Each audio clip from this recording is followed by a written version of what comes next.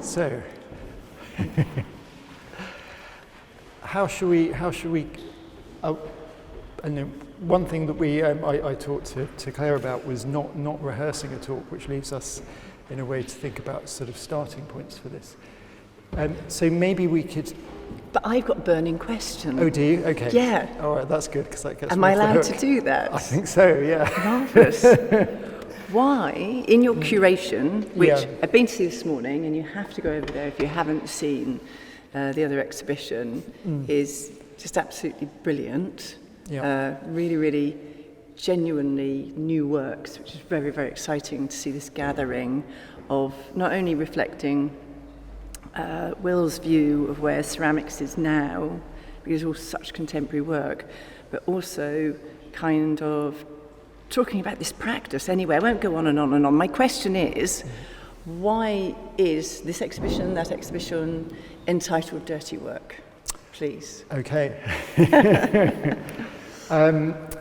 So the title, I arrived at the title having selected and shortlisted and thought about the concepts of the show, and after I'd thought of inviting you and everyone who's here, and then everyone who's at the art station. But I have to say, it was one of those. It was kind of a bit of a eureka moment where I really, I have to say, I really like the title. It's fantastic. And I say that having,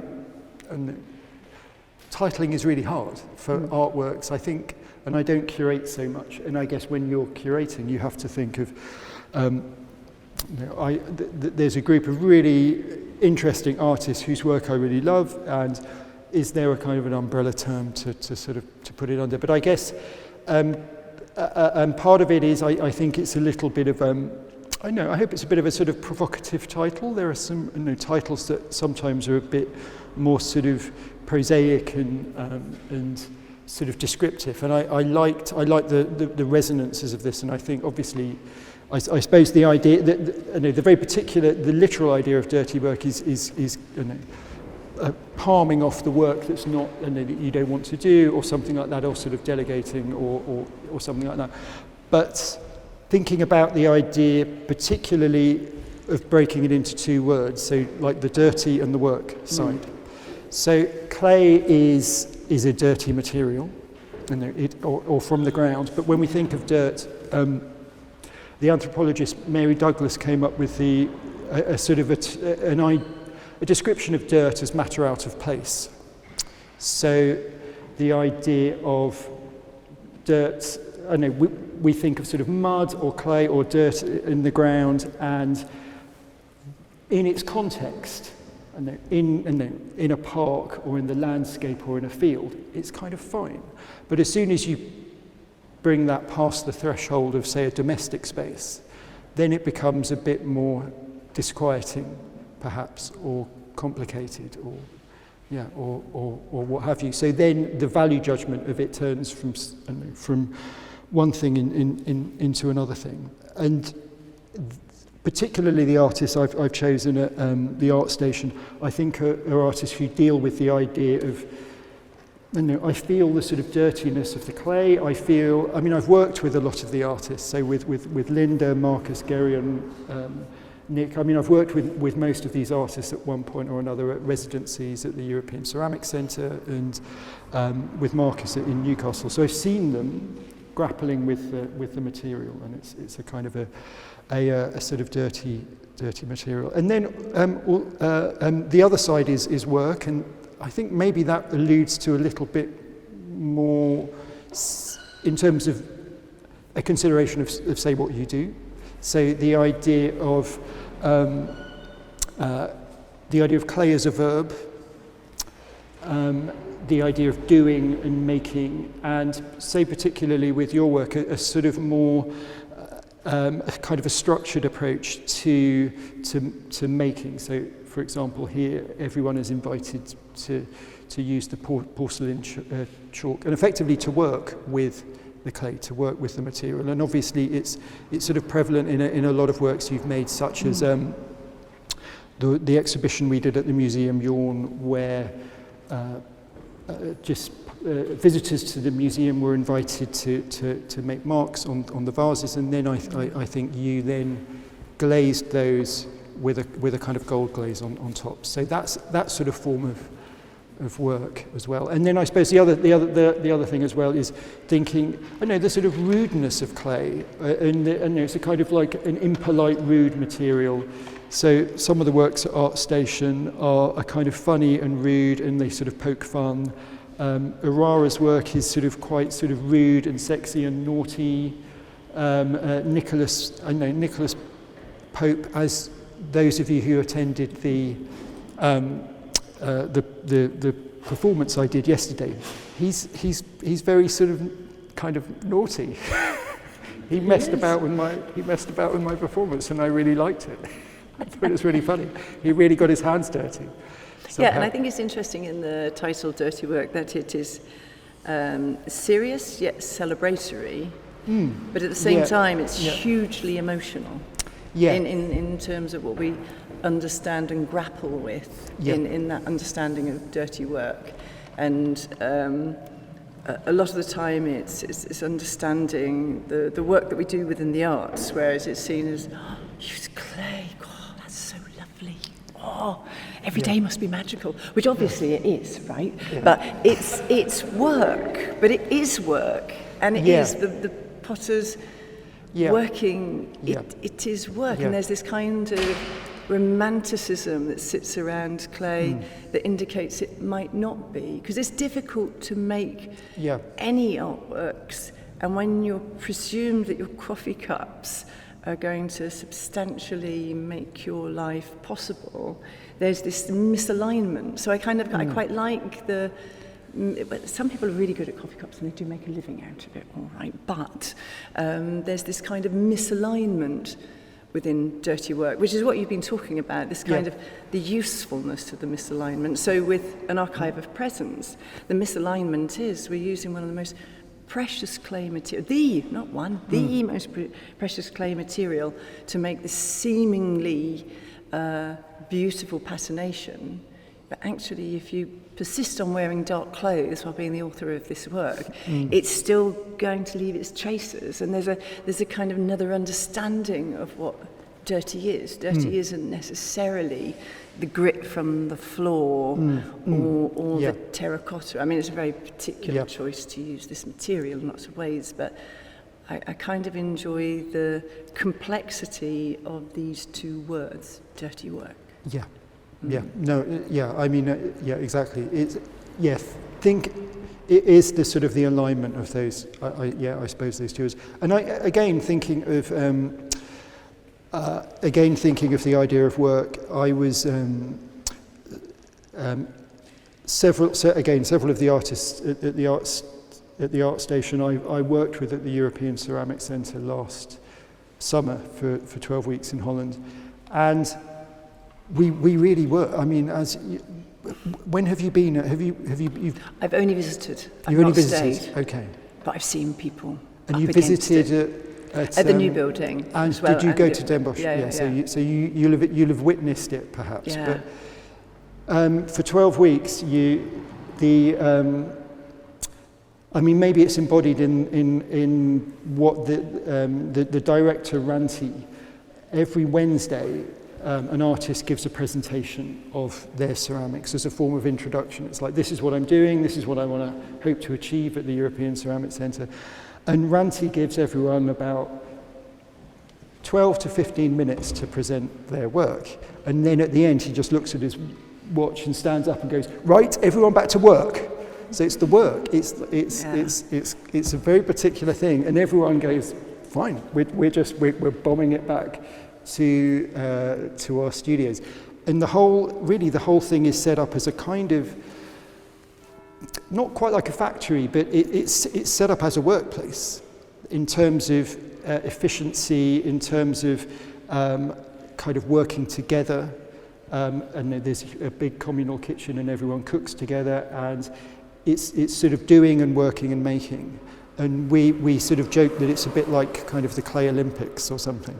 It's like, that's very nice. Yeah, you feel that, you get up in the morning and you're like, okay, I know there's a coffee maker with like really strong coffee. You have a couple of glugs of that and you have a bit of breakfast and you kind of run to your studio and you're working.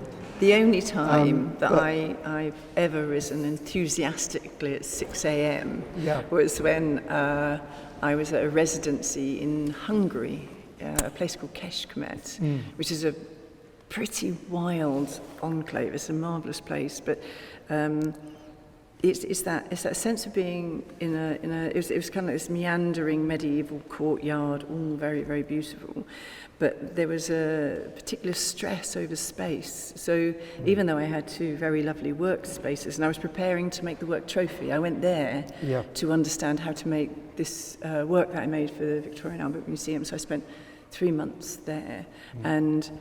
But there was this, it was lovely to be amongst others, and there's this real sense of when you work with others. And it doesn't happen, I have a shared studio at Thames Side Barrier in London, and there's over 400 artist studios, but they are all locked doors, and you go there to work. You need conversation, but actually your time in the studio is so precious, so you go there to work. But in a residency, there's more of an interweaving of lives, and it's not competitive, but 6 a.m. I was up, I got 3 hours work done before the 50 students rose from their beds and just ran amok on everything. So I was going, these are my hours. So there's a preciousness about the ability to work, having that time. And often that time away is significantly important. Yeah, no, absolutely.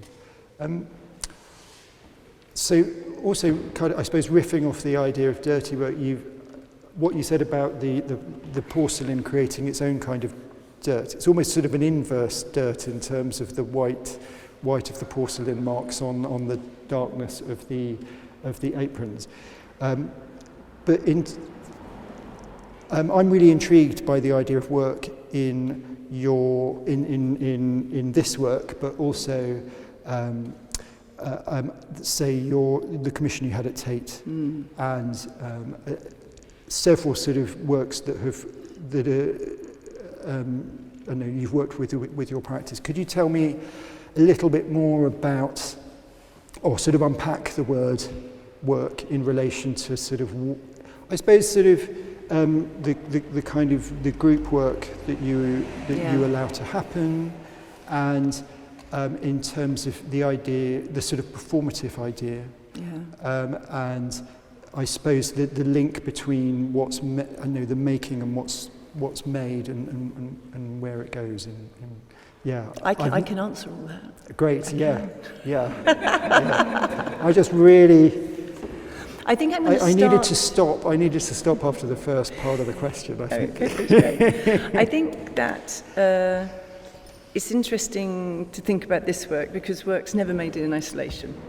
You know, you've been making your amazing kind of head masks work for, I believe, around 22 years. Yes. So nothing... You have these points of resting when they rest in your hands because it arrives, but the narratives are something you possibly carry with you. And interestingly enough, in the pandemic, I was working with a wonderful group of artists and historians and anthropologists and medicals. But we were kind of a group called Translating Vitalities that has a website. And we've been meeting for about 6 years, once a year. And actually, it was very, very interesting because our focus was Yves Sitton's work that concentrated on the idea of care. And it wasn't so. His book was published way before the pandemic, but this idea of care or of concentration, to focus on something. So there's a series of works that came out before this Chalk Events in the studio that was about this repetitive labour, and each mark of these continually written books of just small marks came out of the idea of labour, and every single out of the millions of tiny little marks that made up these books, just small pencil marks, was that they were all delivered with the same sincerity, even though it was a highly repetitive task. And so the group took that on. But then also Yves Sitton's work, he's a philosopher who's written about the subject area. Then this year I started reading, ironically, an incredibly grueling book by a great Isles Press, and it's entitled Dirty Work.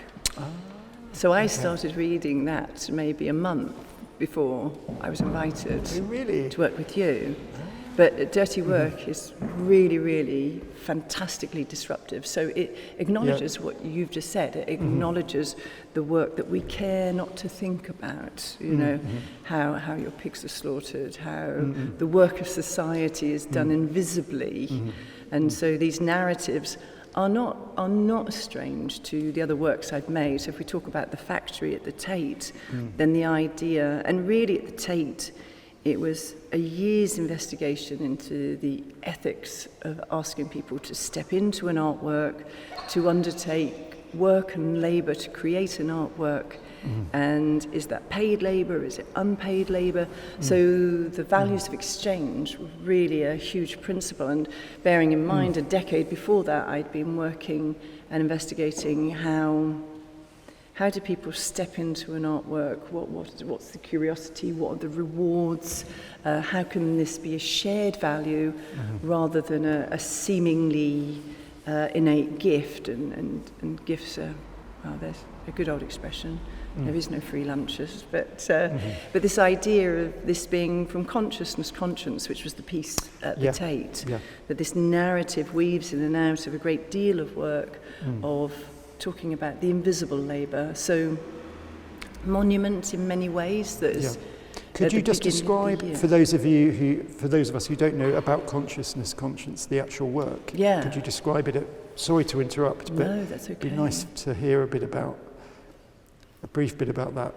But then to return to what you were Conscience, was made exactly the same time as Will started his kind of huge path of work, and it's a series of very low-fired bone china boxes, and if you needed access to a third of the Tate show, then your endeavour was to cross these boxes and they would break under your feet. So they were very shallow. It looked like a tiled floor in many ways.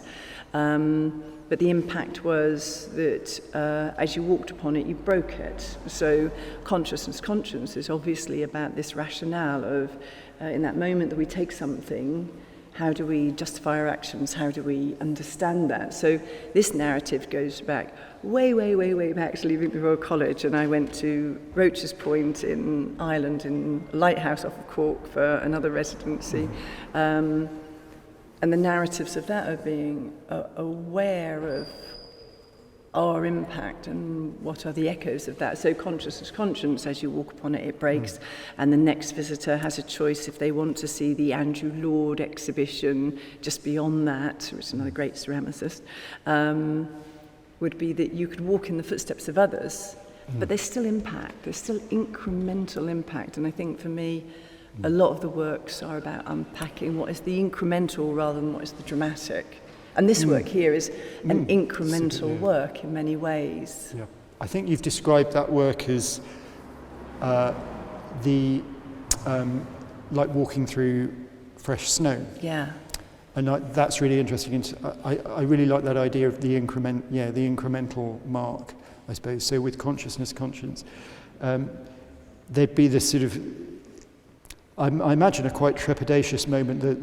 Did you see the first person who walked over that, at Tate? Or it was absolutely fantastic, actually. It was because you've got to work quite hard to get Royal Crown Derby to sponsor you to just lay out stuff that's going to break every single day. And they were amazing. The conversation needs to be archived, I think. Yeah, it was really insane. But Hugh Gibson's father had set up the Arts Council, so he was, and his daughter's a sculptor, so he was kind of ready for me to walk through the door and say, we're just going to do this, can you help me? But in that moment when we were at the Tate, which was a huge privilege and just a very exciting, that exhibition's, 17 years ago or something ridiculous. Yeah, 2004, It's a long time 18, ago. But yeah, it's very, 18 very years ago. exciting to be invited to make this work. And so the sponsor was stood next to me, and I was going, well, this is it. This is what we've done. And it's laid out, dividing the exhibition on the floor. He's like, oh, great. And then, and this is what you have to learn from the work that you make, a group of students came in with one of the curators and annihilated it in front of us. Yeah. And I just looked at Hugh and I said, there you go. That was a good demonstration of how the work works. He didn't even get to walk on it. It was absolutely hilarious. But it's really interesting that, you know, the great Emmanuel Cooper, his response was to pick up the clay and eat it. He wanted to see what the firing temperature was. Oh, wow. Oh, nice. Yeah. But with the first bit, was it a deliberate kind of like, happy, we're gonna be the first people who walk over it, or was it a more incidental? I don't think they barely noticed it in some ways. They just ploughed through to look at everything, and that beautiful plate popped off the wall, and they were just like this whirlwind of art testing going on. I don't know what they did to that lovely pile of clay, but But in some ways, I think it is something that we know about live practice that we can guide and we can ask. But actually the test of the work is in the doing, and it's such difficult knowledges to collect because there are no presumptions. There are, you know, for all of you who are working on this today, you know, I'm hugely grateful. This work's going to be collected in about 3 years' time. Claire's going to invite you to the place where it's all gathered together after 15 countries have undertaken this. But in a way, it's the work has to make sense in the moment. But that moment is different for all of us. It's really, you know, to see your work is, for me, absolutely exciting because I've seen different developments of it, and I feel great kinship with the brave work you're undertaking. But then when you come in and you're asked to draw, maybe you haven't drawn for a very long time, and there's just so many interesting things that can happen with live work that as an artist you can try to guide. But the authority lies with the invitation in so many ways. Could you tell us more about, that's a really interesting phrase, the authority lies with the invitation. Is that, I suppose, would you say that's sort of very central to your... Yeah. Could you tell us a bit more about... Because I guess when you're inviting participants to be involved, honing that invitation is really crucial. Do you go through a few stages? I mean, could you tell us a bit about your process in terms of honing that invitation?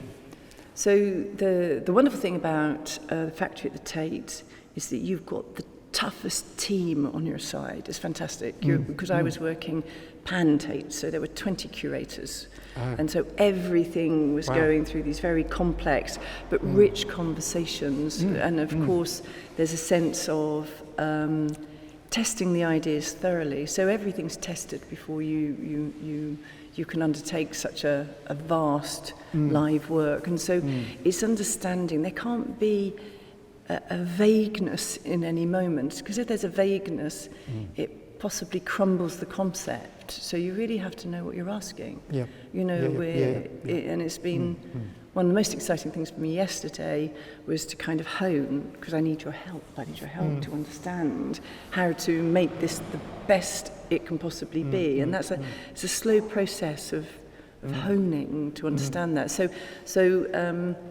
the authority of the invitation is to make sure you know what you're doing. It's really fundamental.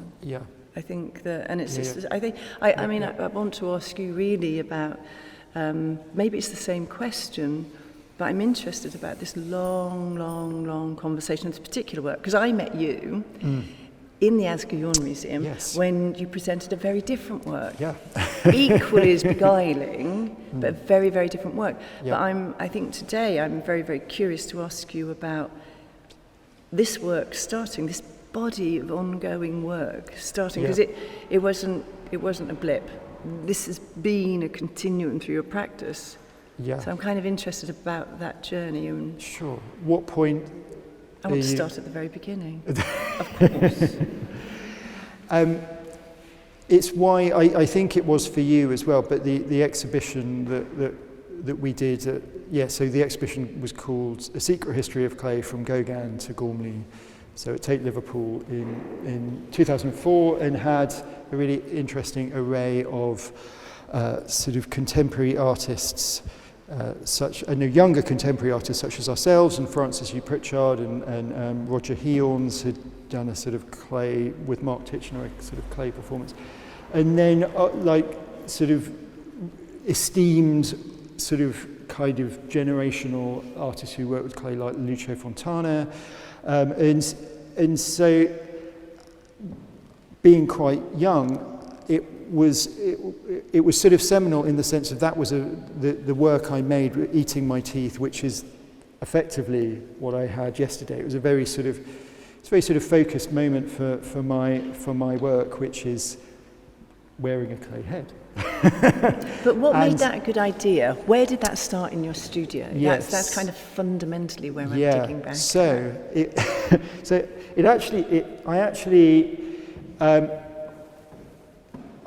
I suppose the way if I was really to trace the origin of that idea, I was at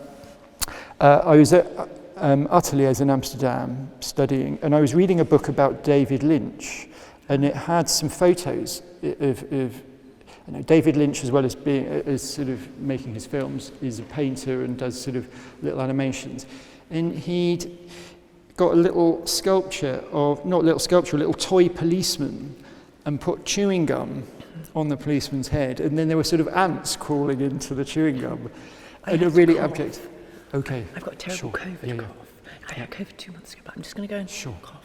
William's going to tell you about that. I'll hold the fort for it for a second. I mean, I can prattle on for ages about the beginnings of this work. So seeing the photograph, and I think sometimes the way ideas develop is in a change of one medium to the other. So I'll often get ideas for sculptural works by, say, reading a book or seeing a still image or something like that. So this was very much a photograph of a little object.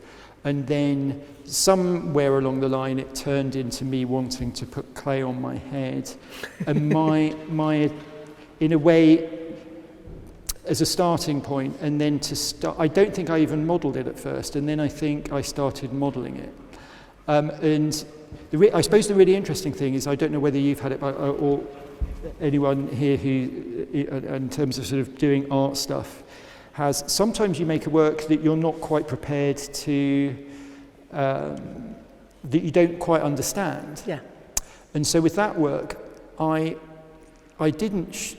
I think I was just sort of looking at some notes the bit of text I sent you, and I remembered that the date for this work, where I'm modelling clay on my head, is 1999 to 2002, and I made a really rough version of it in 1999 when I was at Ateliers. Wow. And then I sort of remade it in, I think, knowing that the exhibition was coming up, because it was also a really grainy, rubbishy version in 1999. But I wasn't ready to do performance. I trained at St Martin's doing sculpture, and I was like, I want to be a sculptor. And that's and partly due to sort of the conventions of the sculpture course, and I sort of that's what I wanted to do. Yeah. Even though St Martin's has a long kind of really interesting history of sculptors who do performative works, like Gilbert and George, or Barry Flanagan. I think Barry Flanagan was there, or Jan Dibbits when he came over from Holland to, he was making spoof performance sculpture works, and but so anyway, so it was, that work was really sort of sublimated and kind of hidden away for a few years, and it took quite a long time. In that time, was that baking somehow for you? Was it kind of brewing, or? Yeah, I think so. Yeah. I think that's a really interesting idea. It's kind of marinading, it's simmering, the idea that it's in your side view, that it's sort of slightly forgotten about, but it sort of niggles you. It's like, what is it? And part of it is almost a kind of contempt for the work, a sort of feeling of, God, what on earth is this? Why did I I've got no idea why, it doesn't fit into what I do. And I think maybe it was the experience in Holland where I mean, it's actually going back to Jan Dibbits. Jan Dibbits once came into my studio, and I'd made this really big installation of these sort of mushroom. It was a kind of big mushroomy kind of weird sort of sprawling installation, and I'd been working on it for weeks. And Jan Dibbits came in to my studio and said, William, this looks like kind of British sculpture from the 1960s, and then said, and it didn't work then, and it's not going to work now. And he slammed the door behind him, and I was like about sort of 22 or 23, and I was like, oh my God.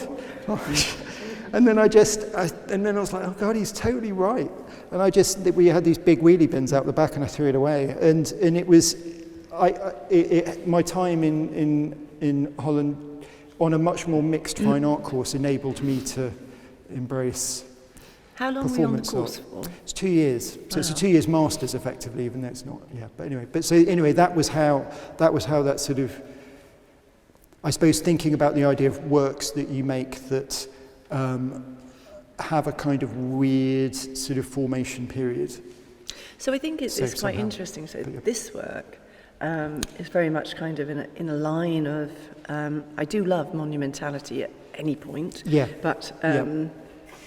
This work is kind of it's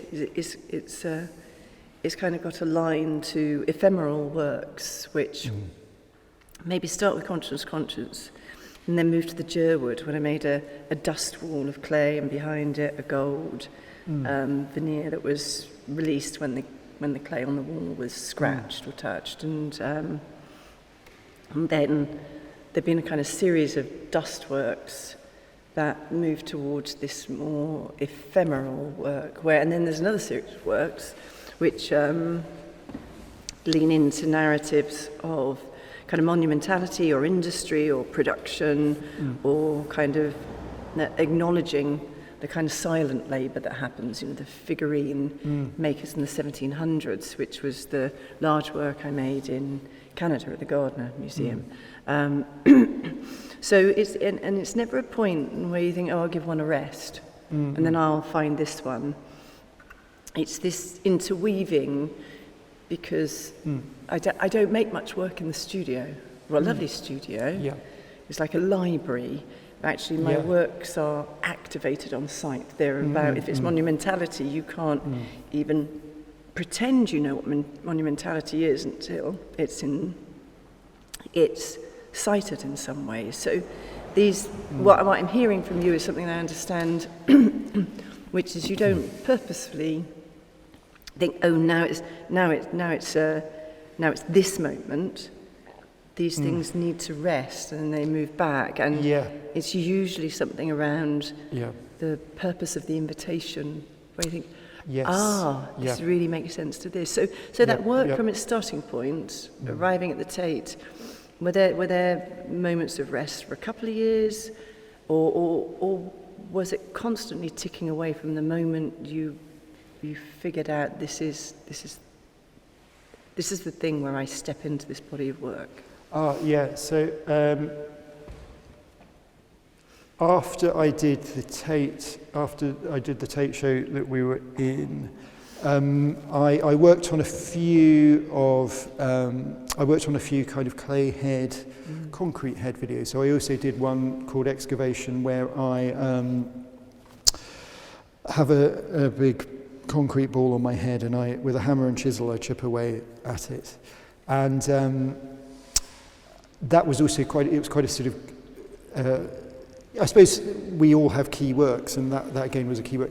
But weirdly, that took me into a really strange direction, which was that after that I did the Helen Chadwick Fellowship at the British School in Rome and the Ruskin School, Oxford.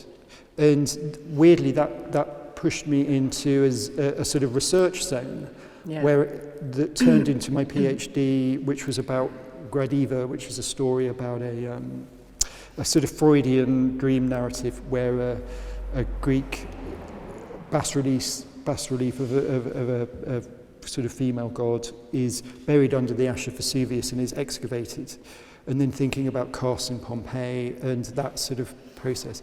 So actually, was really involved in that and kind of research-led practice for quite a long time, and sort of that took me away from the video, and the video only kind of, I really sort of had a gap of doing the video until I a sort of key transition moment was when I did the Norma Lippmann Fellowship at Newcastle University, which was where I worked with Marcus Carsius, which is when I really returned to ceramic, and then also got back into performance. So I sort of had pretty much a gap from about 2005 to about 2013, where I was sort of more working a bit more sort of conceptually and research driven, and then really returned.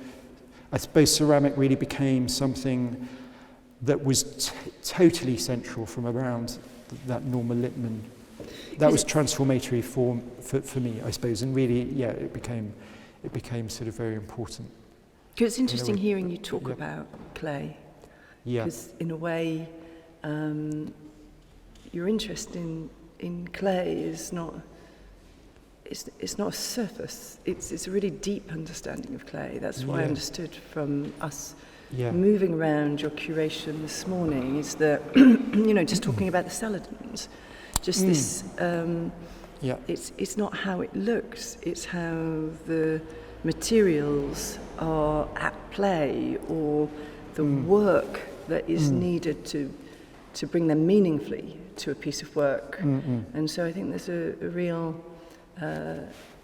depth of understanding, and maybe it's this understanding that you spent a long time kind of meditating the idea of research, but there's a real sense of clay as a material. It's not just useful, it's essential. The depth of your knowledge is essential. That's right. So one of the things I've often thought about, and it's very much linked to the AK Vese, is the idea of at what point we specialise in, at what point certain artists specialise in ceramic work. I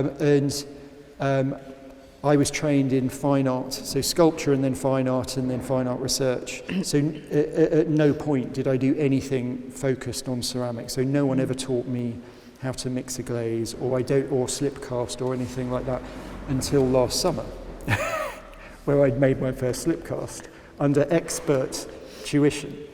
And so I feel like I've always approached clay in the wrong direction, but which has maybe given me a sort of certain idiosyncratic or particular or concept, or as you said, it's very sort of deep. It's quite emotional, and haptic and physical, and my relationship to clay, and also sort of unexpert. Because putting clay on your head, I just buy a bag of clay and make a kind of an armature and just put it on my head, and no one has to teach me it. That involves no ceramic sort of specialisms, but in a way I'm working more with ceramic objects now, and I'm maybe applying a kind of different type of knowledge into sort of learning particular techniques, I suppose.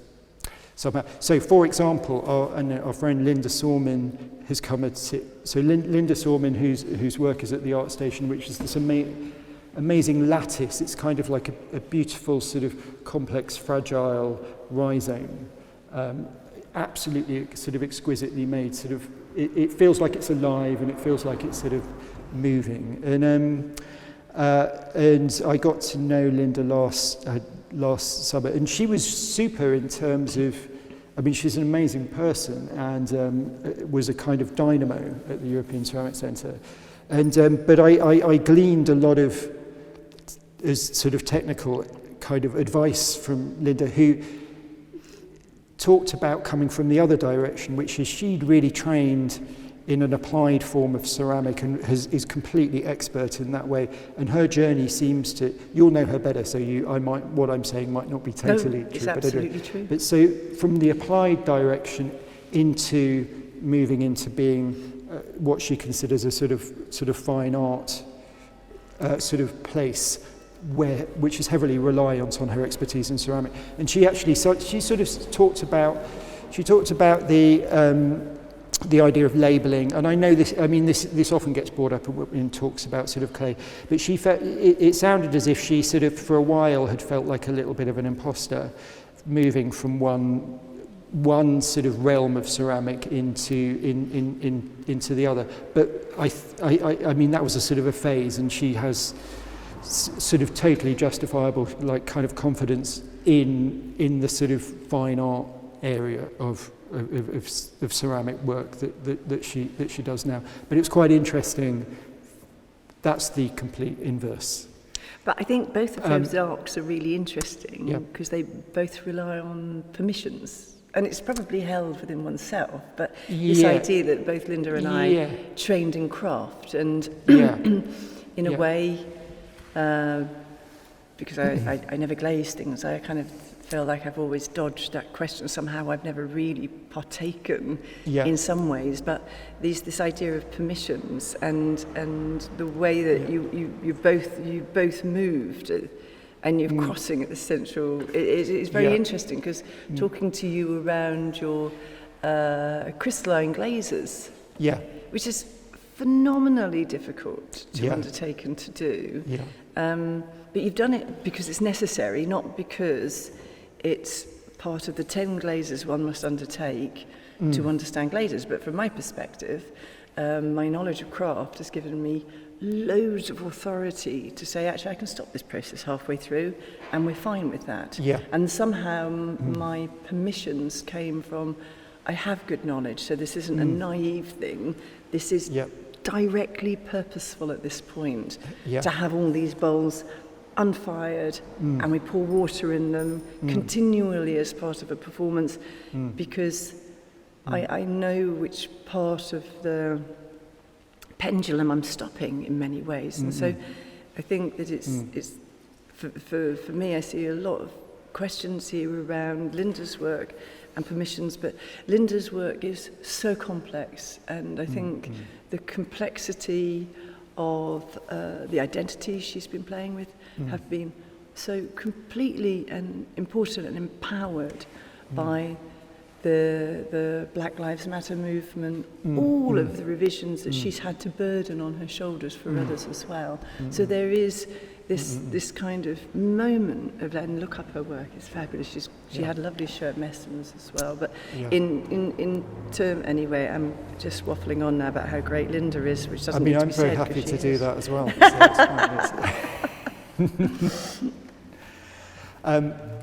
So I get maybe moving into a sort of a tangent. So a kind of an observation I have in terms of your work. It's a very unrelated or a very sort of contrasting approach to broken ceramic and breaking ceramic. So from consciousness, conscience, where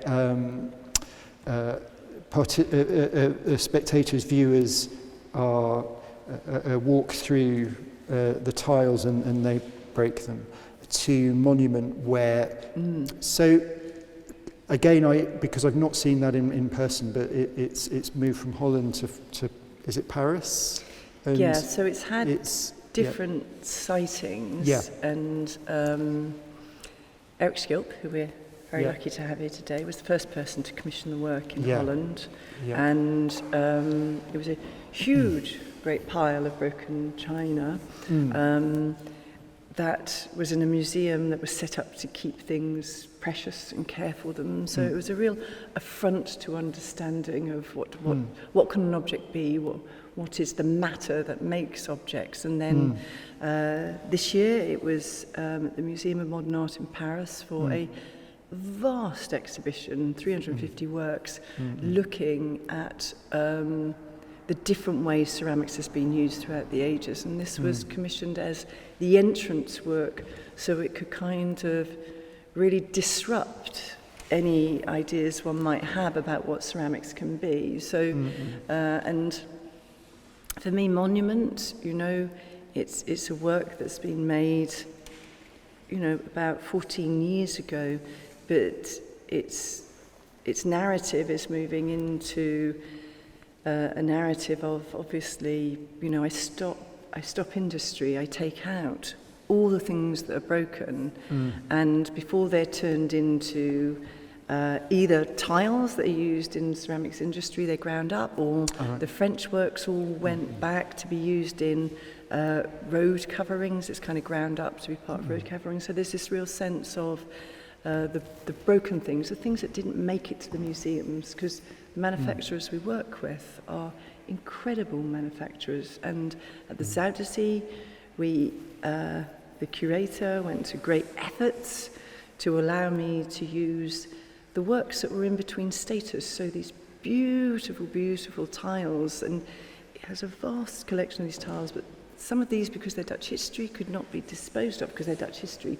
but they couldn't have been used in the museum because there was no way to save them. So we used them inside this sculpture to talk about the in-between status of objects, and they're sitting next to Wedgwood remnants, Port Miriam remnants, and so this vast work that we remade for the start of this exhibition was about disruption, but it's also the disruption we're all experiencing by sitting here on this beautiful summer's day at the start of September, which is all a bit wonky one way or another, isn't it?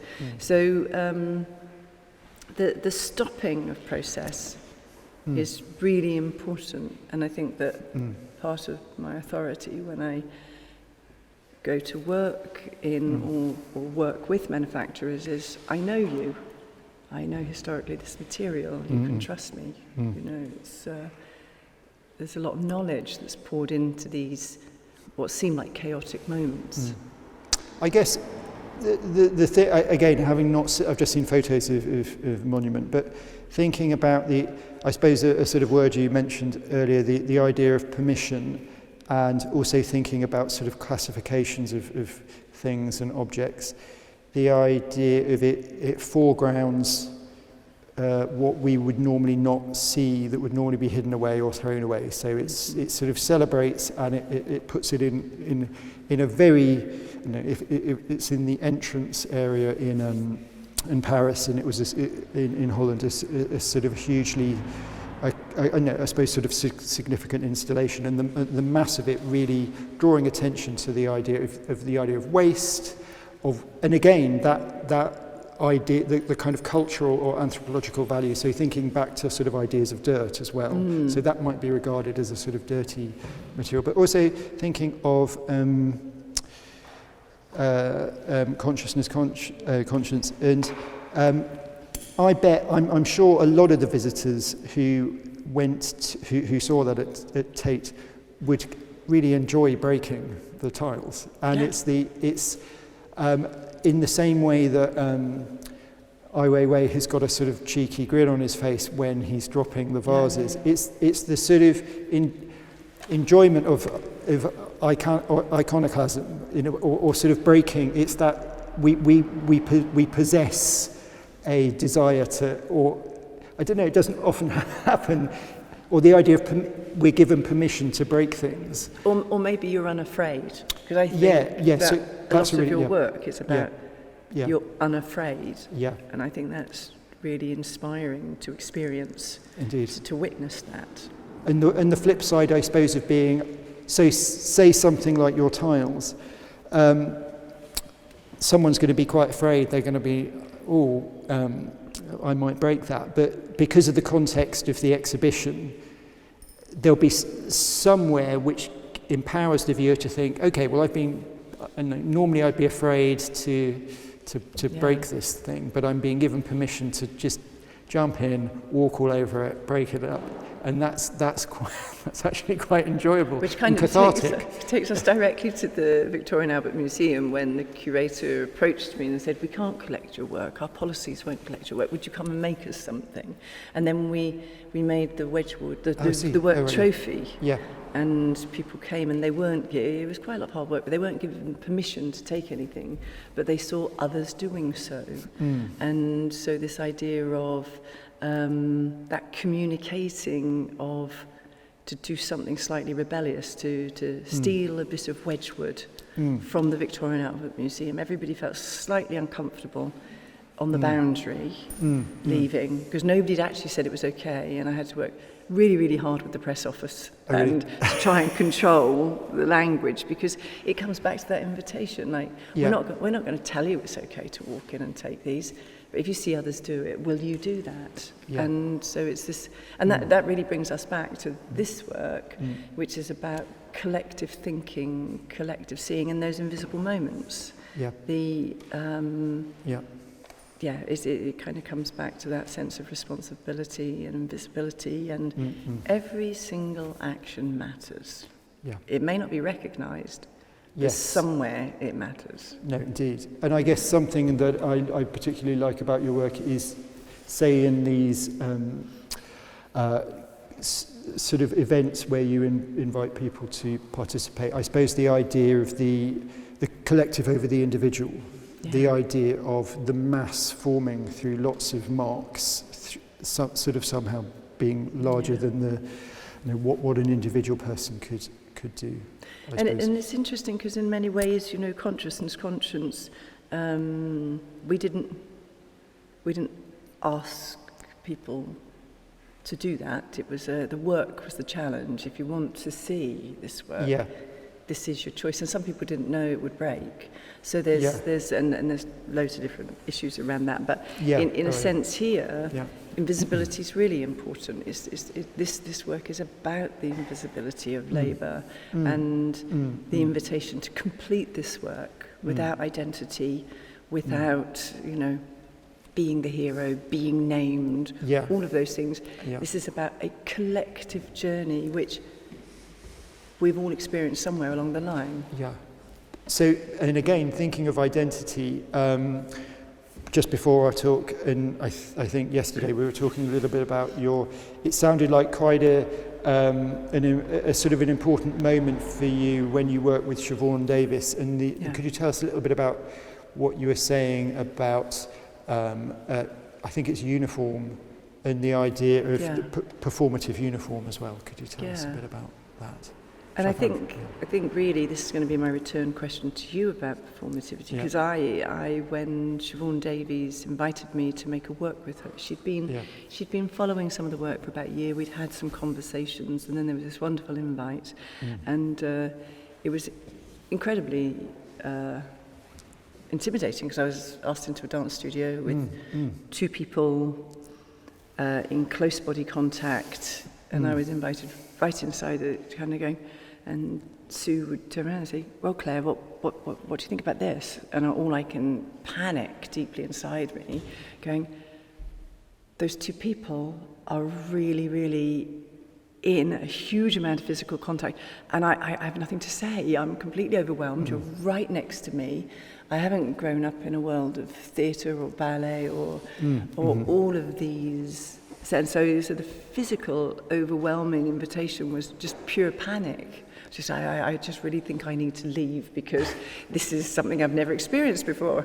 But from that point, Sue coaxed me along this journey to understand how her physical world worked and how she saw that connecting to the physical world of craft, this honing of an action, this honing of a movement, and what those repetitive forms can mean. So eventually we made together a work entitled, which was, my work was entitled Is It Madness, Is It Beauty, but it was in the context and response to Rota. And so from that point onwards we worked for, well, we're still in very close contact now, but fundamentally super important to the performance works that happened in Canada, but also the work that's happening here in the sense that, one, it's serious work, it's not entertainment. The work you're undertaking is done with complete sincerity, and the idea that when you put on this apron, if you're assisting on this project, is that it gives you, back to the word permission, slides you into the sense of permission that you are now the carer of this work, and your work here is to help everybody who wants to be part of this. So that sense of I've never been a participant in the work that I make. I ask others to hold that in many ways, because in a way the work isn't about me or my performance abilities or anything like that. So the process is really important in terms of understanding what live work and performative work is, the responsibility of that, to allow others to find a gateway to join you. Yeah. So they don't feel like I did on the very first day when I walked into the dance studio. I had no idea I was going to be confronted with two bodies that I would have some responsibility for. Yeah. So in a way, I kind of, the moment which you talked about where you weren't ready for performance because you decided there was something else going on. Yeah. How did performance become, I'd like to say bearable, but it's more than that, essential, isn't it? Yeah. And you're the performer in, or a very close director of. Yeah. Yeah. I guess it's sort of it's important and it's not important if I'm the performer in certain works that I've done. And the thing I suppose that happened at the beginning of the pandemic was it suddenly was really important that I was the performer. Yeah. So the videos at ArtStation and that I've been making over the last 2.5 years, it's super important in the sense of my response to the middle of March 2020 and everyone in the our shared studio thinking, oh, they're going to lock us out, and and then suddenly we were given permission to be in our studio, and it became a sort of haven, I suppose, but then also a place of isolation. And so therefore the performances I made are performative diaries.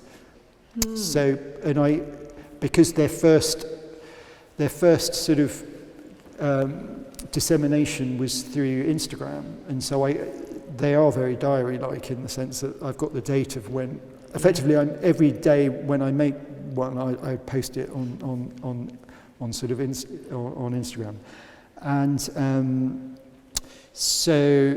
But yeah, also I suppose thinking of that idea of process and the uniform in your work, and thinking of what Siobhan Davis had said to you. But even the performance I made here yesterday,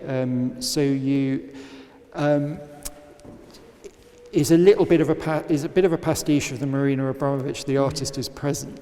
But it's a kind of a pastiche fondly meant, in the sort of sense of I'm wanting to play with what Marina Abramovich did with so in a way you have the aprons, I have the table and the chairs. It's the idea of prop. Yeah. And I think people feel comfortable, and if you put on an apron to mark with the porcelain, the very act of doing that, gives you permission, you start to feel involved. And I would hope, say, with my table and my chairs, that it's the slightly more subtle act of, okay, now you're sitting in front of me, and so you're now in the zone. You're in this kind of performative bubble with me right now, and perhaps linked to, I'm wearing an apron here, and I've got porcelain chalk, and I've been told what to do with it, and so now I'm in this bubble. I'm in this performative. Participatory bubble. And there's also a moment there, though, that it gives other people the permission to watch. So there's this idea that you've set a stage and you're working with your sitter, and somehow there's this space with live work or performance where there needs to be a permission to witness something, because the relationship is so close and so difficult that it's like being the front row of the ballet and catching the dancer's eye, or you're so close. It's a really, really personal relationship, and that permission to watch is this theatre. Yes. Yeah. Yeah. Yeah, in the same way that I think yesterday when I did the performance, I don't think we had chairs, but I mean I didn't see it because I've got clay on my head. But there was a gathering. So it's kind of multi-layered in terms of a sort of interaction that I have. There's a very focused personal interaction where I'm making a clay head for someone, and then people can observe that. And again, it's something I sort of, I suppose, like about your work in the idea of sort of taking away things. Am I right, when the Museum Yawn, could the vases, once they were fired, what happens? Were they weren't allowed to be taken Oh, they away. weren't? And that caused a huge amount of anxiety for many people. But really? Yep. Do you do works where things are allowed to be taken away? Yeah, and so I think that those moments are around why. Just your glass of water might get knocked over any second. Okay, maybe I should. I'll actually drink it a bit. I suppose that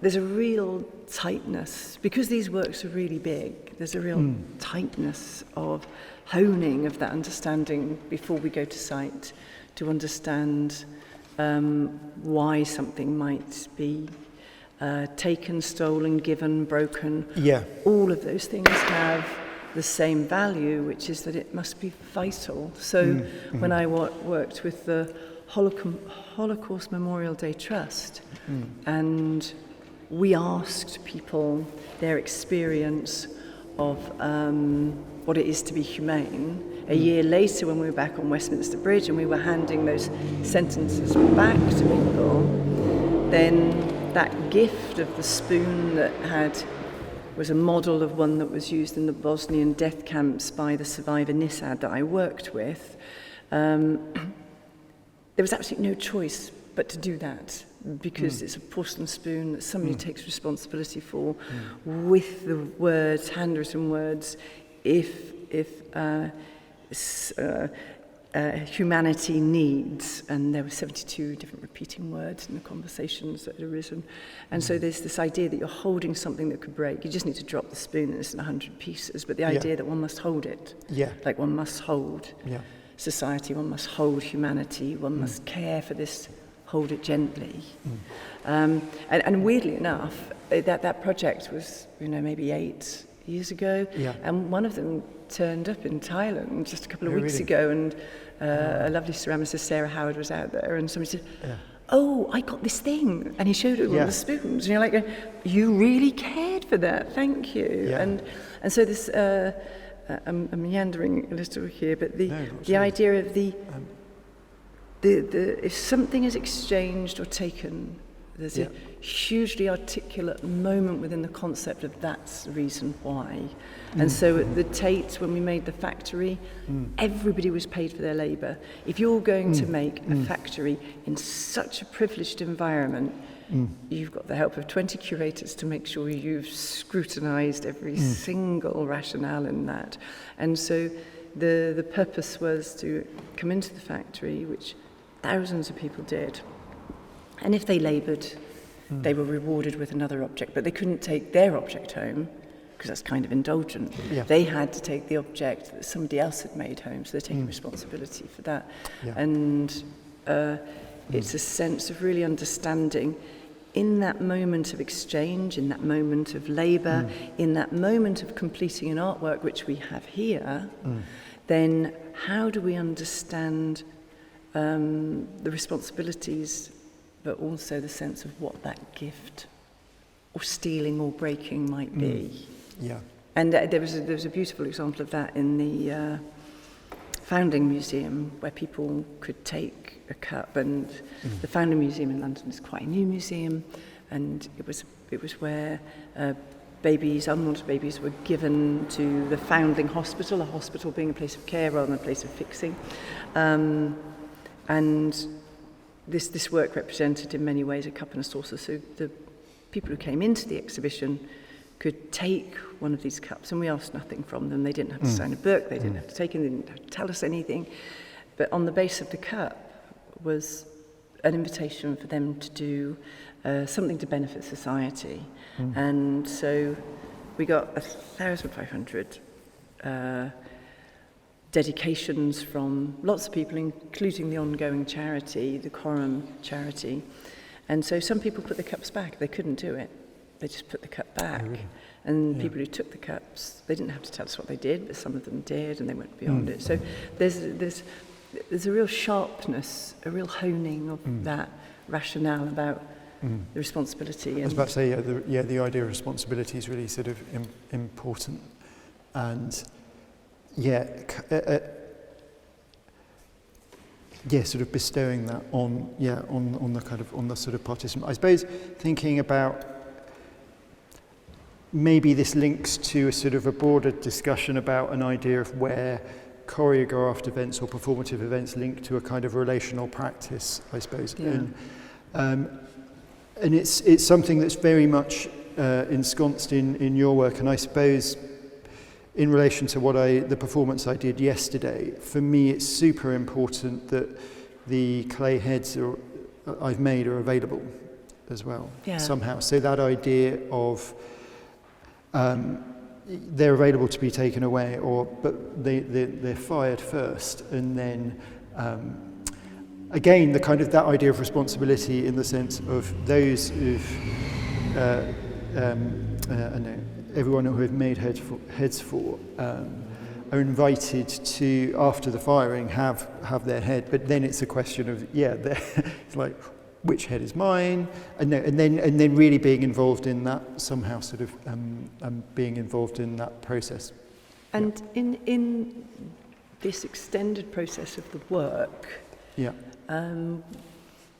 when within your practice, because the interesting thing is your practice is hugely momentary and ephemeral in many ways. The point where there could be responsibility and joy in keeping those moments. When was that part of your practice in this long journey of this artwork? Of the long journey of what? So from 1999. Oh, I see. Kind of moving through to the point where you were inviting the sitters. Was that always the moment within the sitters' work that they would always take their portrait with them? Well, the portrait works I've been doing since about 2019. So I was commissioned by the Fay Arts Festival, which is in it's like the best festival I've ever been at, which is like a chateau to the south of Paris in a forest, and they invite about 6 performers over and some artists, and so I had a studio in the forest. I sort of wanted it to be a sort of Joseph Beuys type studio or something like that. So I made it I made the studio out of pallets, and I did the first version of this. And then I think I was talking to you briefly about it yesterday, but I made the clay heads, and then it was in the middle of summer, so they dried overnight, and I made a pit firing, and they were pit fired. So over the weekend, people could take them away, and then I made photos. So it's very much the idea of thinking of process. But I suppose it comes from the idea a little bit of performance. I've never been taught performance, and often people aren't taught performance formally. So what I know about, whereas I've been taught sculpture is really the heart of what I do, it's not really the heart, but it's the starting point of what I do. The performance has been sort of augmenting what I do sculpturally, and it's increasingly been integral to my practice. So I think of sculpture and performance is very much the same thing now. But I suppose one of the sort of the first interesting conversations I've had along the way include with a fellow tutor when I first started teaching at St Martin's called Jefford Horrigan, do you know Jeff? Yeah. He does great performance work. He does. He's really Jefford Horrigan, super performance artist. And one of the things he said to me, and it might have even been in a group tutorial with a student who was dancing who'd made a column on little trolley wheels, and she was dancing with a column, like doing a ballroom dance, and it was really good. But the beginning and the end weren't very good.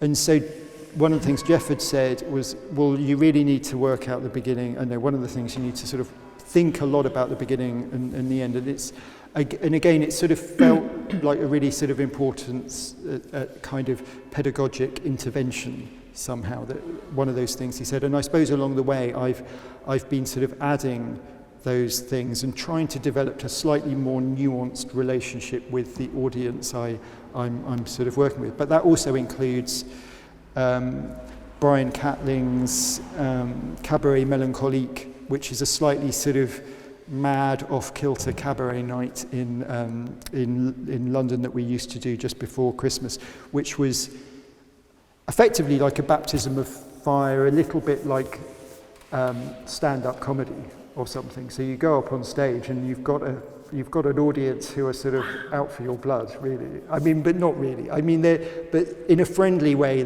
you get heckles, and it's a kind of a sort of particular art crowd linked to a Brian Catlin kind of performative thing. But that, I mean, I'd say I learnt a lot from, say, Brian's more confrontational form.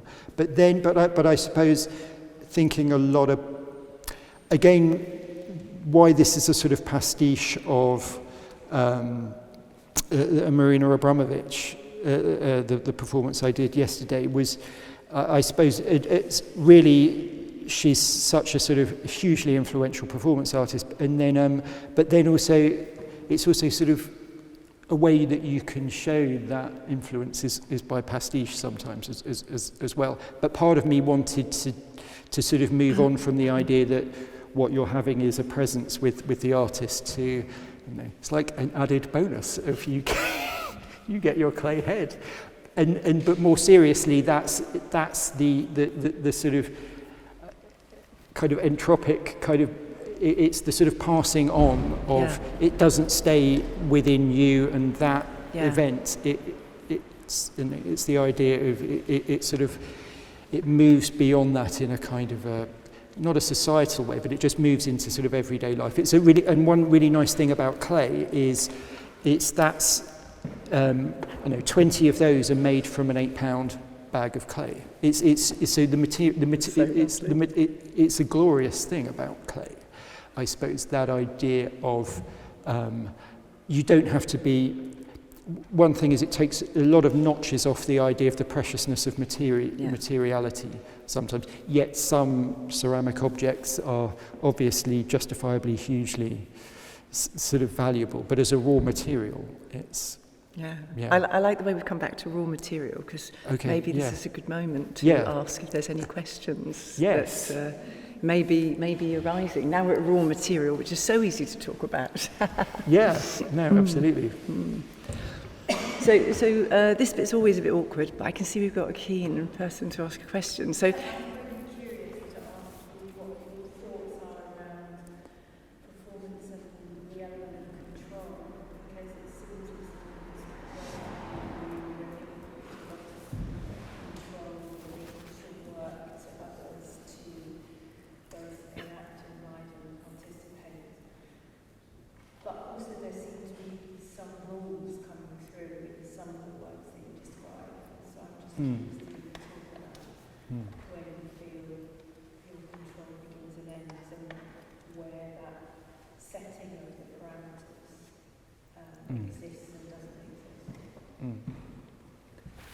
I think, I mean, if you saw the Pollock retrospective at the Royal Academy, that answers all of those questions. Rehearsal is everything in so many ways, because I had the pleasure of, after seeing the bloodiest Macbeth ever possible in a theatre in Peckham, the actors, I was part of a group where the actors came out and talked to us afterwards about what they'd undertaken. And there was this great question from a young person who asked one of the actors, are you scared when you're playing, I can't remember which role it was, but this staggering, it was a fearful presentation of Macbeth.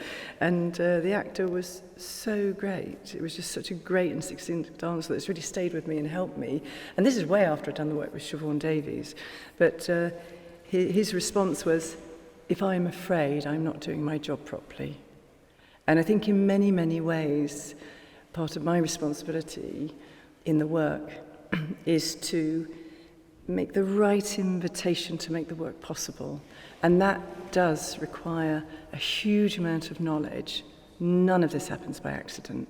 It's years and years of knowledge and generosity and understanding. So as much as understanding that a Shakespearean actor knows exactly if he's scared on stage, he's screwed up.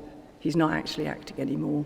He's now in a different moment, and that may not be helpful to supporting the rest of the crew. Then in the same way that yesterday I had the pleasure of working with all the wonderful young people supporting this work, the younger than me people supporting this work, and it's a real sense of handing over the responsibility, because if I don't hand over the work well and we don't understand what the aim is, then it's so unfair on the community that we don't get the work to where it could possibly be. And so a lot of the time it's the rules which exist, or the guidelines, are to support the endeavour, and if you let that slide, maybe we don't reach the goal which other people have invested in. So there's this, but at the same time, all of these works are live, and yesterday we were learning how this work can work, and it was an exhausting couple of hours. I'm bringing all the knowledge from the tape, from all the other performative pieces. I'm hearing Sue's on my shoulder, and you've got to be in a position with performative works that you allow every single person, everybody here, to bring their anxieties and their joys to that moment. If you restrict that, then you're suffocating the person who's willing to help you complete the work. And so there's lots and lots of relationships which hopefully aren't danced out publicly, but they're the points that enable something magical to happen, not just for the artwork, but I hope in every moment of engagement, whether it's stealing, breaking, keeping, doing, that inside every person who's helping to make that work, it stays with them. There's a meaningful moment, not just a greater moment. And so that work is choreographed, it's full of knowledge. So, yeah. But I think the same with Pollock's work. Yeah. Yeah. Yeah. I suppose for me, that idea of creating, and something obviously that happens in your work, Claire, but that idea of thinking about the framework, getting the framework and the context really honing that. And maybe sort of understand, I sometimes find, I mean it's different for everyone, but sometimes find actually that idea of issuing instructions or a clear procedure for a more interactive form of performance can be quite sort of helpful in the sense of if you can the key really is to sort of engineer and hone a sort of set of parameters in which people feel comfortable and want to feel engaged. And so I speak for myself in the sense of this performance I've now tried out a few times and it sort of changes every time, but a version I did last summer at the European Ceramic Centre was a bit more complicated or it had an extra element, which was that I made a clay portrait with a clay head, and then that clay portrait was taken to a photo booth and then photographed and then edited on Photoshop. I'd made a little kind of ID card that looked like Philip Guston or Franz West had drawn it, with a little space for the photograph of the clay head, and then that was put in a lanyard with an AK Vese ribbon around it, and so you immediately had your thing. But also going through, it seemed to be that engineering that process created hopefully a kind of an enjoyable, like a momentary enjoyable experience for my audience at that point. And I was quite that seemed to sort of work in a sense, but it does require a lot of sort of consideration I mean, in a way, that's quite a sort of gentle form of participatory participatory performance. But again, I suppose what you're saying, you've worked on this. I've worked on this sort of for a long time, and I'm beginning. I'm sort of pushing. I feel I'm sort of pushing that somehow.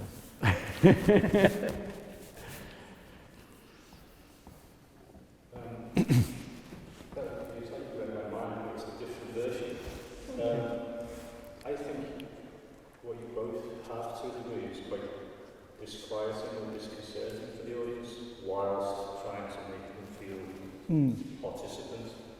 So, there's such a portrait where, I didn't sit down and I'm going to get a portrait of me and then slowly realise this isn't, this is sort of an imaginary portrait.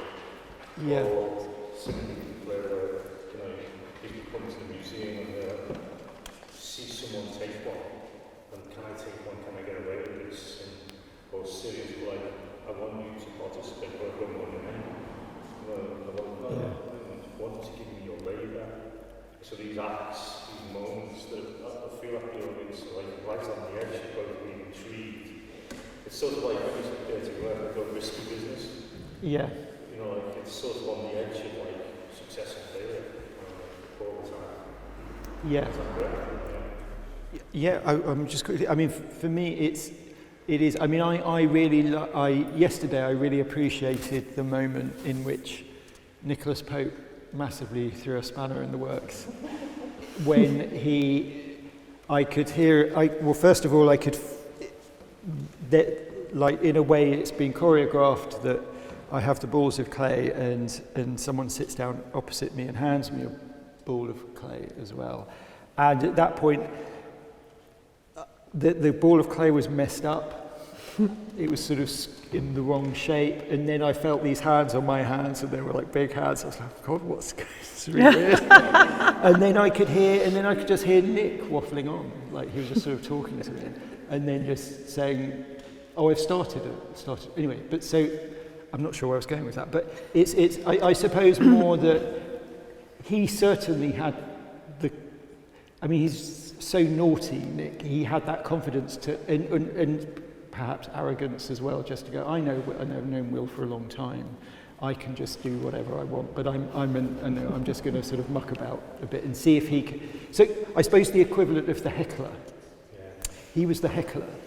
And I suppose when we think of the relationship between performer and audience in the widest sense, there are conventions when we're the audience, and even when we're participating, we're still there's a certain sort of passivity and a certain sort of adherence to conventions and social norms and somehow sort of things like that. I've not answered your question though. Yeah. Sorry? Yeah. I think it's about the uneasiness. It's about the uneasiness. And the edge, being on the right, on the edge. Because when you've done sort of work similar to this, and I think the accuracy of the request is dictated as distance of learning. You just can't take it away. I'm going to do all this and I can't take it away. That's a moment of like free songs to the audience. Yeah. Normally it's museum, engagement works is like a transaction. You do a thing, you take the thing. This isn't work, I'm going to take from you. Yeah. For the greater good of the art, not as so you can go over and show it. Yeah. Yeah. Yeah, and I think I think many of those moments, and it's a lot of the work I've done is not, it invites the audience, but it's also, your institutional trace is massive when the opportunity isn't just for the visitors or those who come to be part of the artworks. It's also the institutional learning. There are clear points that the Institute has had to change what it does and add different values to what they thought they were valuing, because of the work that we do on site. So that opportunity, you know, where you, I think, might have said, I can't remember, but this idea of risk, the risk can look quite gentle, the ask can seem, but actually institutionally, it's massive, you know, to steal something from the V&A. That's not a good idea, right? So there's these kind of like boundaries, and it's all of those negotiations. You know, I've had curators arrive from other countries and speak to the curators I've worked with. Can you trust her? Is she on time? Is she on budget? Does she freak out? You know, it's like, you know, it's this idea that you're going in not to test the artwork or the time and the moment that you're in. It's also to test the institute. So the work is really, it's complex and far-reaching. Sometimes. It feels like with both Your next Richie. that is here and the performance of Wilfred, that you move audience through, take them through some kind of transition. So with Will's performance, you know, people were gathering.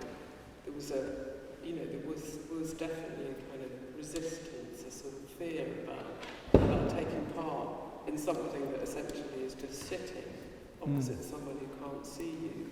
But there's that moment when people hesitate through sort of fear, uncomfortableness of being exposed, and then you enter into that construct of the imagination, and then it's very pleasurable because there's an exchange. I mean, there is an actual exchange because there is this imagined portrait.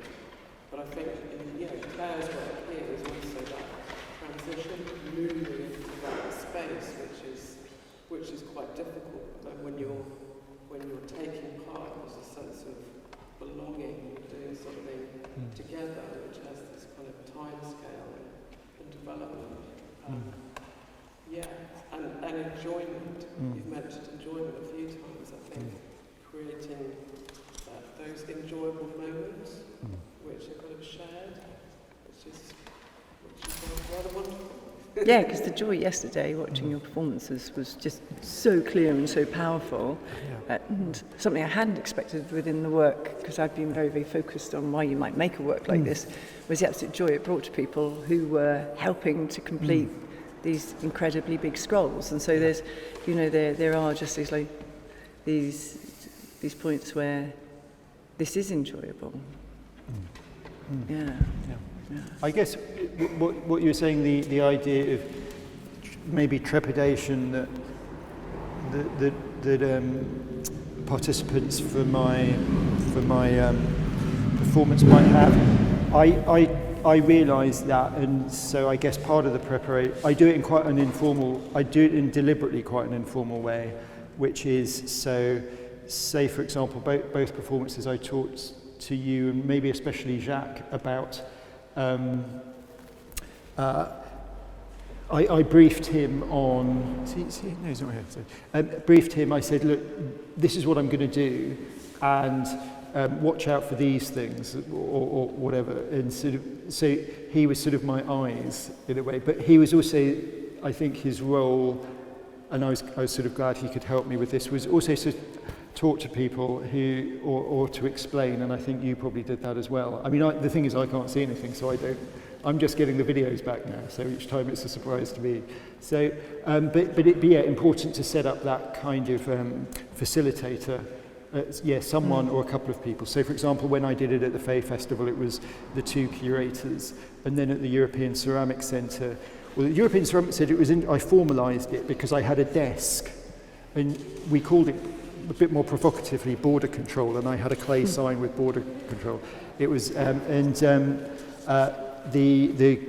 AKVC administrator was behind the desk, and she would tell so in terms of, Tony, what you were saying about awkwardness, that I did set that up as an awkward situation in the sense of participants were told, okay, you wait in the queue, he's going to make a clay head for you, and then you're going to have it photographed and you'll get an ID card as an idea of, and then you can come into the AKVC open day. I mean, you didn't have to, you could just walk around, but it was, that's the thing, is it for it not to be compulsory. So for those people who wanted to join in, I set up the scenario which was like, yep, you're going to do, and spoke to, I don't know, had a team of about 4 or 5 people who were photographing behind the desk. And then, yeah, so that was also one way of doing it. But that idea of facilitating a performance, and whether that's a sort of subtle nudge, or whether that's a kind of no, there are really strict parameters and you're going to do this or not. But then also the incidences, I suppose this is where I mentioned Nick wanted to rebel, and then I don't think it happened here, but I think at AKVC someone really determinedly took away their clay portrait on the day, even though I was really clear that they were going to be put through a really nice reduction firing to produce a really nice fired version. And I think I don't know who it was, but they really were like, no, I want it, and I don't want it to be, I'm not going to wait for it to be fired, and I'm just going to have it. And I think they couldn't be talked out of taking. But I think one of the interesting things from that is that this is live work, and as much as you guide it, you're absolutely learning at every turn, because you know that you know may return to you in another narrative form at some point. You know. Yeah. No. Absolutely. But I do like the idea, I suppose, of for want of a better, that effectively the sort of disruptor or the heckler in any scenario. And I think, again, I'm sure you have, in a way, to sort of almost kind of risk assess something, because your performance is a sort of bigger scale, and there's more at stake perhaps. And but it's the idea of what happens when someone goes a bit rogue in my performance. What do I do? How do I deal with a rogue participant? And I think again and again that comes back to the central point of the concept. It comes back to the invitation or the starting point, because that usually has the answers for why that might be happening in some form or other. Yeah, no, sure. Richie had a question. Yeah.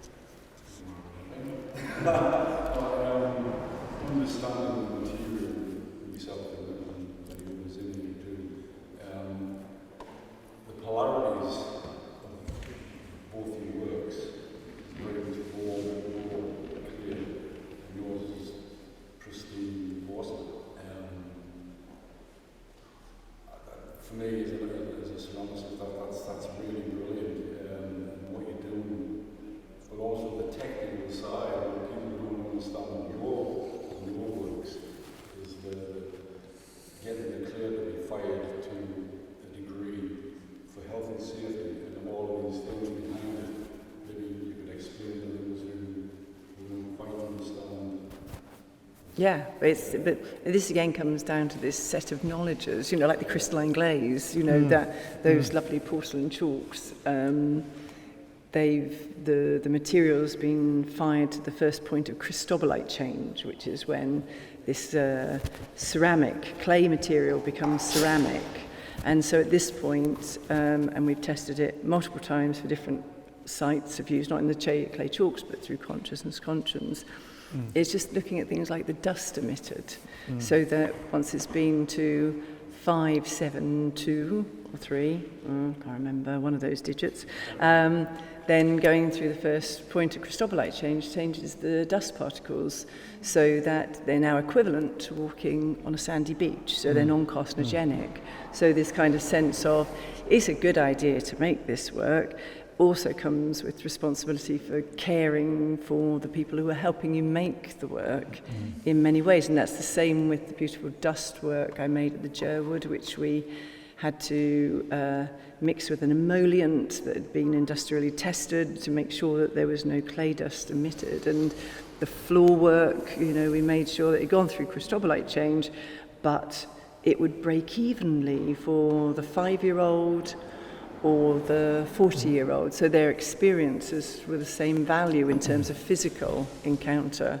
And so the knowledges that sit behind this, and things like this beautiful paper, which will be used internationally with the situation we're in, I won't need to ship it because we've got a global supplier. So wherever, whether you're in Japan or Italy or France, then the site will be able to be able to stay to the same paper by the same producer. So, and when we did the Bronte Parsonage project, we rewrote Wuthering Heights, then the research and care that went into, you know, making sure the manuscript we made was exactly the same size as the other manuscripts that weren't lost, and that the paper was produced as close to the parsonage as possible. And so there's lots of deep material work, and that's probably as important as the work that you hand over in terms of your dialogues about the invitation or the context you're working in.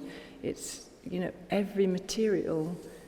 I think everybody knows when something is just for fancy. It's just that every part of this jigsaw is valued. There's probably a very, very good reason, which I haven't asked you about the terracotta. You know, this material, this which has all kinds of histories running through it.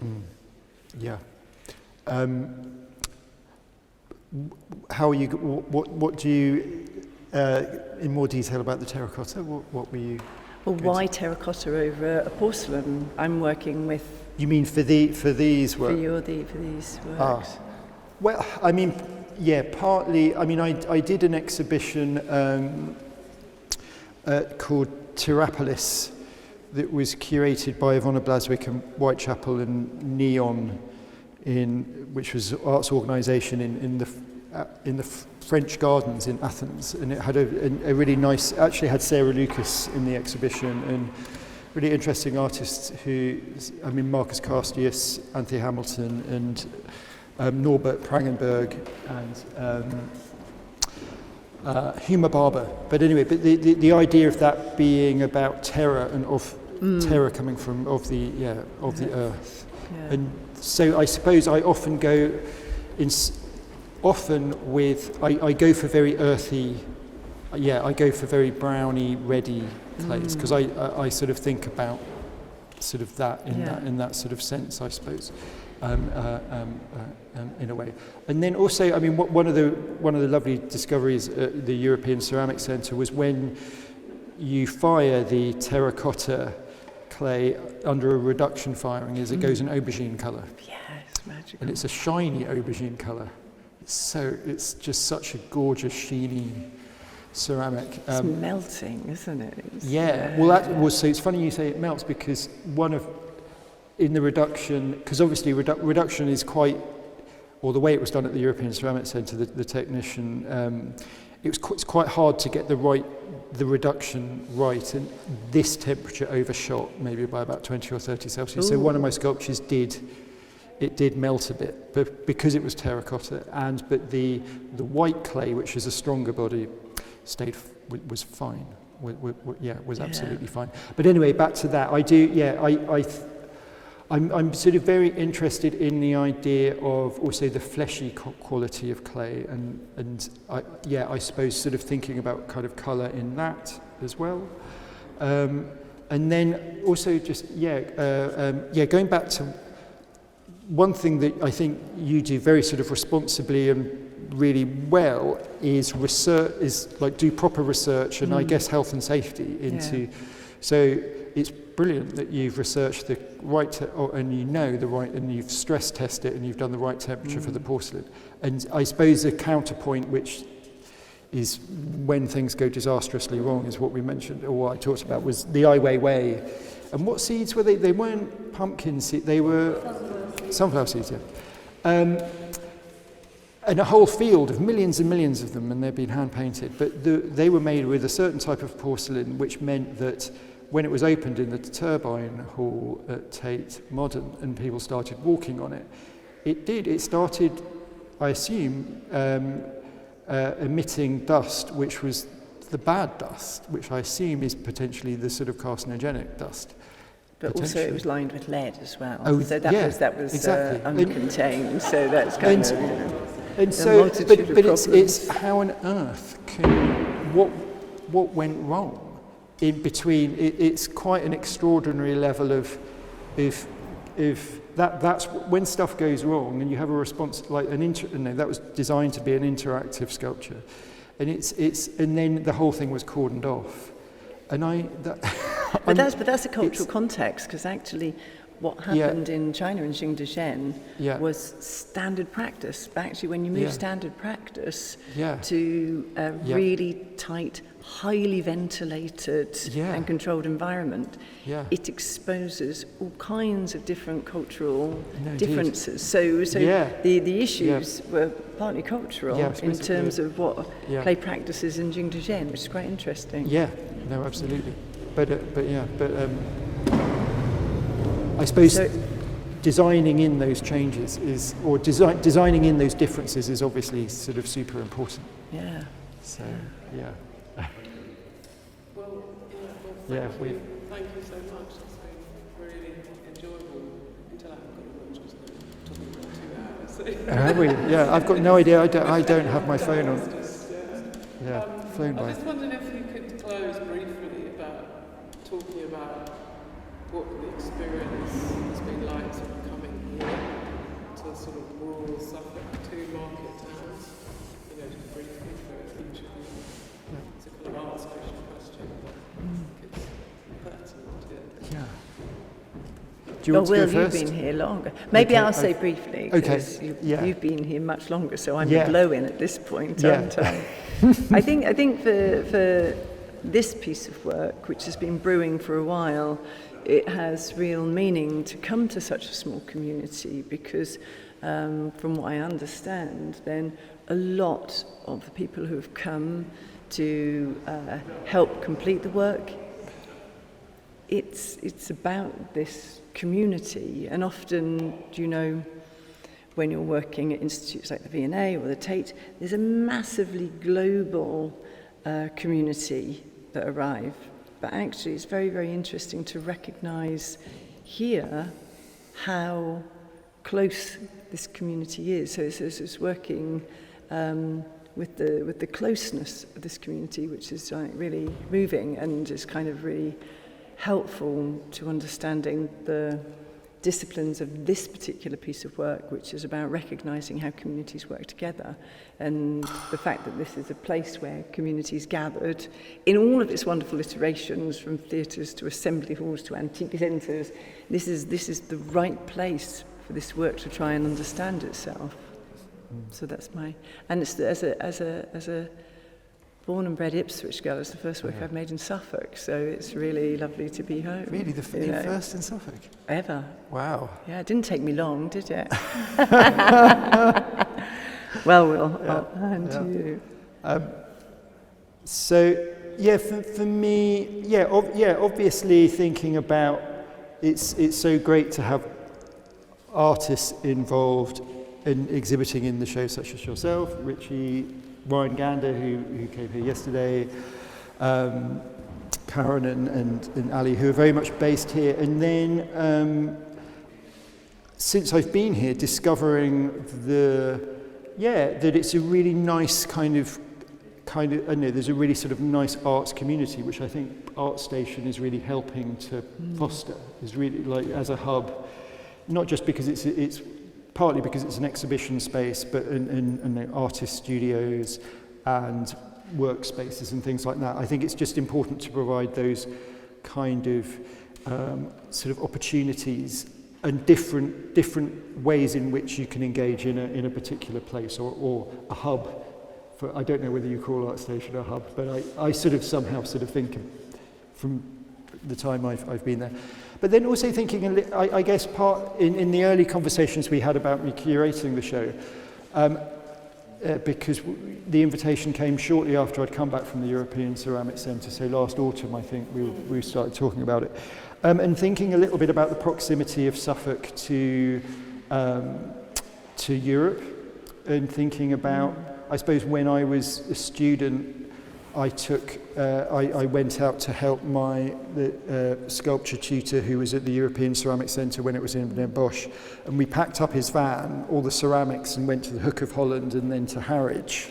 So thinking about that sort of shipping route and that migratory route, and the fact that there's a really sort of strong link there. I mean, part of it is also it was a little bit of a kind of I suppose a sort of an idea of how you then forge relationship with Europe post-Brexit. And so part of this, like one of the things that was difficult, and I really appreciate the support and help from you and Verity about engaging. So MTech are a sort of arts logistics company, and you work with them to get, it's pretty tricky to get, lots of this work has come from Europe. And so, which I think is probably sort of quite groundbreaking in the sense of it, like loads of shows are being cancelled between, I know, British artists showing in Europe, European artists showing. It's really difficult, and it's been screwed up in terms of the way Brexit's been implemented is sort of a bit irresponsible. So, and it hasn't been done properly. So. Something like this feels like a really nice opportunity to kind of, to develop those bridges and those sort of links, sort of somehow. And I absolutely loved Verity. So Verity at the Art Station went over and picked up the work from Anna Wenzel's sculpture from Rotterdam and Geryon and Marcus's from the European Ceramic Centre, and made a nice video of the route somehow. So part of it is a little bit about the mirroring of, say, Holland and sort of Suffolk, also sort of landscape as well. So that's the sort of rationale behind that. And the idea of sort of maintaining friendships and sort of communicating and not cutting ourselves off somehow. And then that's also sort of really important what a lovely, I've really sort of really felt how kind of close and it's just a sort of really nice, friendly art community here. I like it, getting to talk to you, Rich, about your work, and a lot of the artists who are talking to Ryan. Had a lovely chat with one of my heroes, Sarah Lucas, yesterday, who's working. He was also talking about how much she enjoys working here as well. So thinking about this area. Being really good. Yeah, so thanks, Claire. Yeah, thanks, Claire. Yeah.